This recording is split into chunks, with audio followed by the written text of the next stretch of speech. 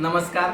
तर मी आता 5वीच्या वर्गावर आहे आणि मी काल यांना ताम्रयुगात मानवाने कसं फिरत्या फळीचा वापर करून मग मडके आणि मातीची भांडी बनवायला सुरुवात केली ते शिकवत होतो.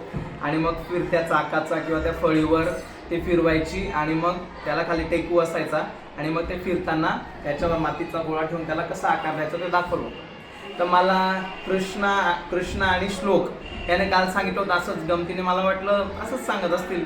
मी म्हणे सर ते मॉडेल बनवून आणेल म्हणे. तर आज त्यांनी खरंच ते बनवून आणले. तर ते पहा कसं बनवलेलं आहे. दाखव बा आम्हाला काय आहे ते. हे पहा त्यांनी फिरती फळी घेतलेली आहे. खाली त्याला आधार पण दिला. खालती पण दाखव. ओ वा, सगळ्यांनी टाळ्या वाजवा.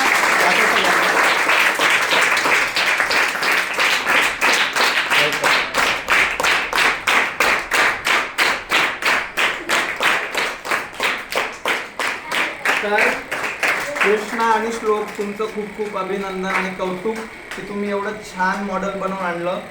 हे बघा, ही फिरती फळी आणि मग त्याच्यावर ते ठेवून ते फिरतं आणि मग त्याला आपण आकार देऊ शकतो. सो असं त्यांनी एक फिरत्या फळीचं किंवा चाकाचं मॉडेल बनवून आणलेलं आहे. तर तुम्हाला खूप खूप शुभेच्छा आणि असेच नवनवीन प्रयोग करत राहा आणि अशा प्रयोगांमधूनच प्रात्यक्षिकदृष्ट्या शिक्षण घेत राहा, जे की आपल्याला व्यावहारिक ज्ञान पण देतं आणि आपण रोजच्या जीवनात त्याचा वापर करू शकतो. असंच नवनवीन उपक्रमशील शिक्षण मुलांना देत जा, जेणेकरून मुलं या अशा प्रयोगांमधून जास्तीचं ज्ञान ग्रहण करतील आणि भविष्यात अजून मोठे मोठे सायंटिस्ट किंवा मोठे कलाकार किंवा छान काहीतरी मोठं व्यक्तिमत्व बनतील. धन्यवाद.